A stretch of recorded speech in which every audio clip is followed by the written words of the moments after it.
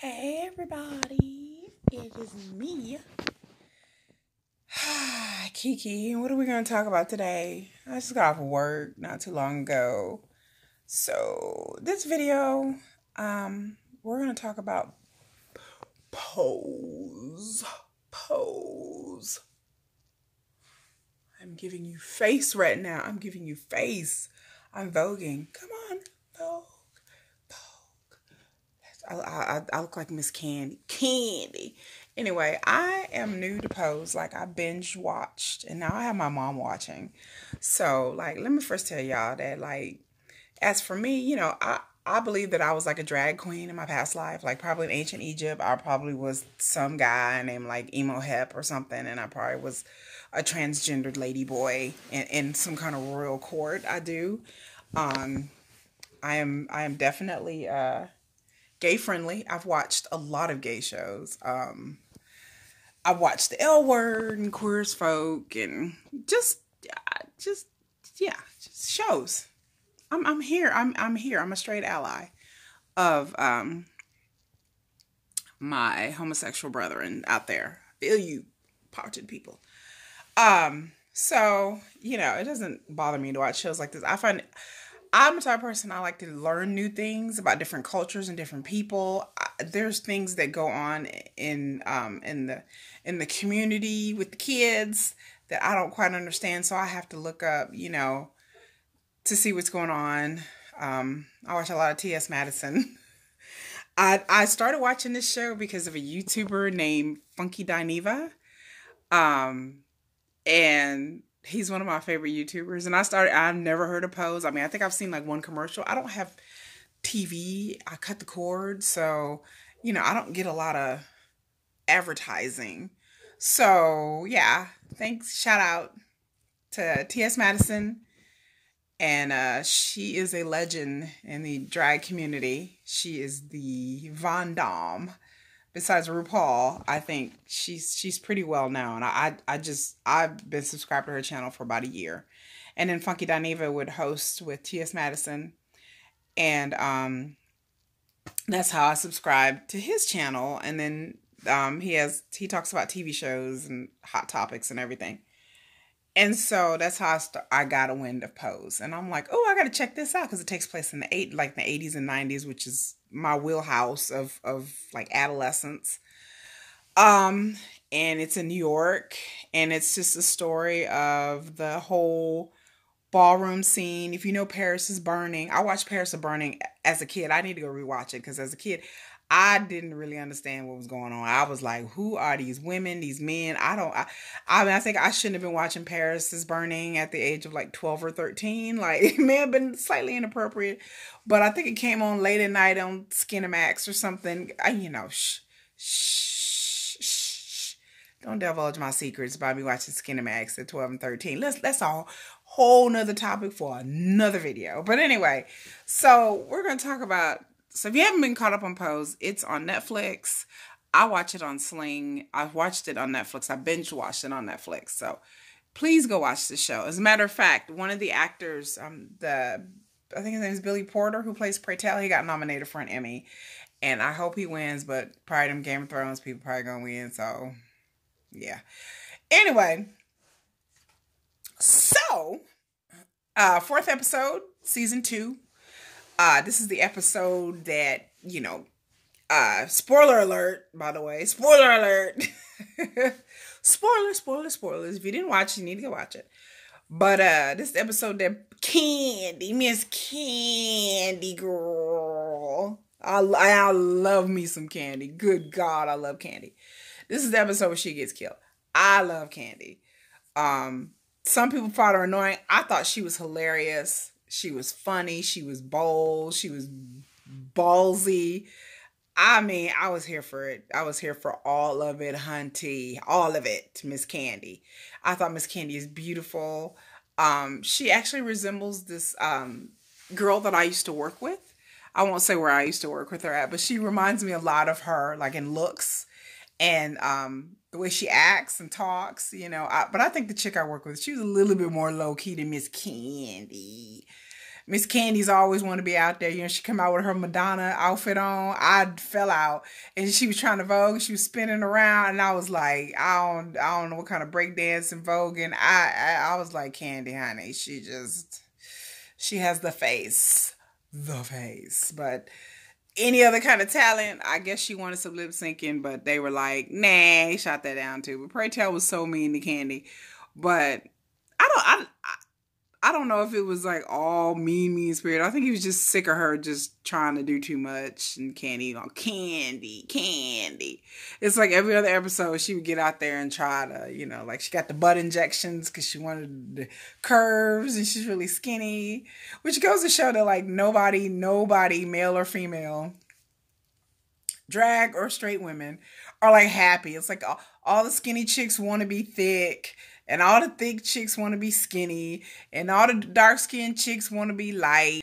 And all the light-skinned girls, you know, sometimes they wish they were darker. I don't know. I don't know. I've never I never understood the whole colorism thing. But we will talk about that later. So, that's another video, too. Need to talk about that because I'm perplexed by that still. I don't understand why black people still own that. But anyway, it was just hilarious. But it's sad, you know, what she told her dad and her family and her going back and talking to all her friends. You know, it really, it touched my heart, you know, because I've had people close to me die. And it's, you know, there's conversations that you wish you could have had, but, you know, just they're gone. But you just kind of have it in your mind. Like if they was here, I would tell them this or I would say this. So, yeah, I mean, that's just loss and regret. And it's sad, but just a reminder to tell people how you feel while they're on this earth instead of when they're gone. So I thought it was sad. And Candy's one of my favorite characters actually on the show, besides Angel. Angel's my girl. Angel's is like my spirit drag sister. Like the way Angel talks and the way she acts. And her demeanor, I'm,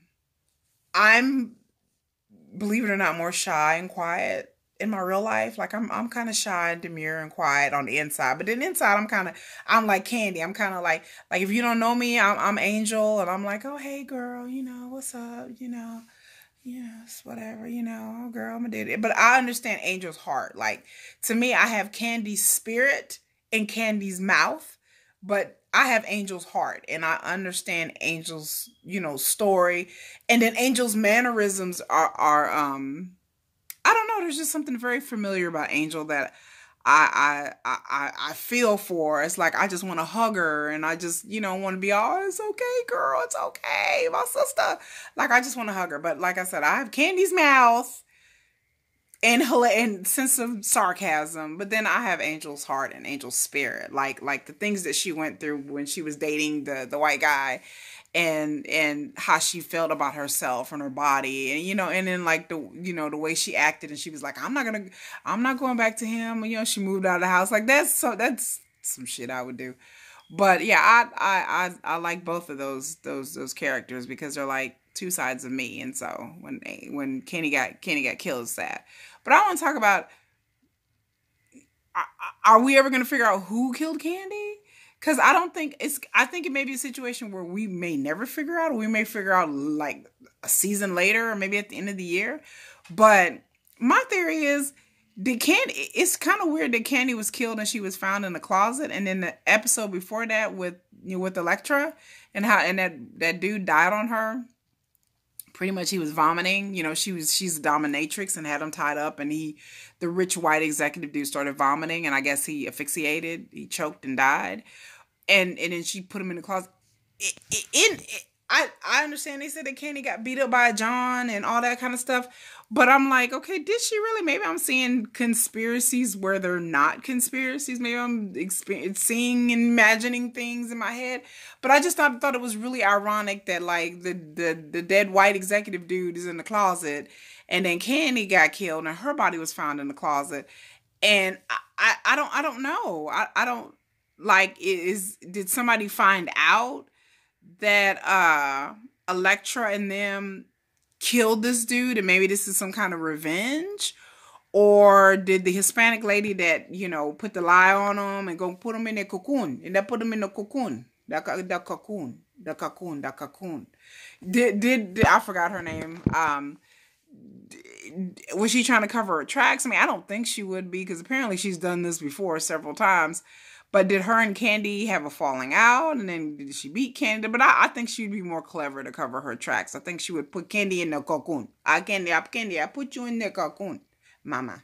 Like, so I don't know. I just thought it was kind of strange. And I haven't really heard it. A lot of people talk about it, about how odd it was that she was found in the closet as well. Like, and then she just happened to get beat up now. Like, I don't know. Like I said, I may be way off base. But if it turns out that her getting killed has something to do with Elektra's bullshit, which I can't stand Elektra. She's such a mean girl. I've known women like her like all of my life, who are bullies, who are mean girls, who are damaged in some way that they got to inflict their damage on other people. But I just keep thinking that something tells me, something is nigging at me, and this is just hitting the back of my head like this. Like, something is telling me that maybe this had something to do with the whole Elektra thing and the Paul's death. That's the guy's name, is Paul. And then I remember also in the episode, Candy knew him. Like, she was like, oh, I know him. He would come beat up the girls and blah, blah, blah. Like, I thought that was kind of, like, I don't know. I pick up on weird things. But I thought that was kind of ironic that she knew who he was, too. So maybe he had a friend, or, you know, and then they're talking about it, you know, out in the open, and maybe somebody overheard it and was trying to get revenge for Paul. I don't know. I may be way off base, but, you know, that's my theory. So this is my video, my little bit discussion on Pose season 4. If I see something else, or I might start doing the whole season, who knows? I'm supposed to be talking about just whatever, but it's kind of odd. I'm supposed to be talking about my beauty and my company. It's all over the place. But speaking of my company, by the way, Eclipse, I'm still working on the men product line called Eclipse. And I'm trying to put ads up, but they won't let me put the ads because they deem the ads are too salacious and sexual.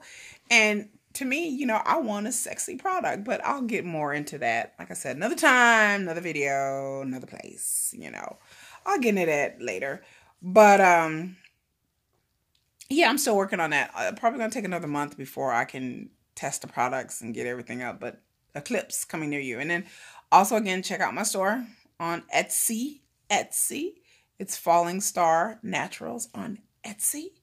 And you can check all my soaps and my lotions and my elixirs and tonics and all that. So don't miss out. And then I have a coupon where you can get 35% off. If you need 35% off, then, you know, drop me a DM. I'm also on Instagram. It's called the Lakeisha Chronicles. Check me out on the gram. Yeah, y'all. If you didn't come from the gram, then hey. Yeah, let's do this thing. Let's try to grow this YouTube channel. But I want to talk about Pose and my theories. But make sure you like, comment, subscribe. Again, I thank God for my 28 subscribers. I don't know how I got y'all, but I hope y'all listening and watching and realizing I love y'all.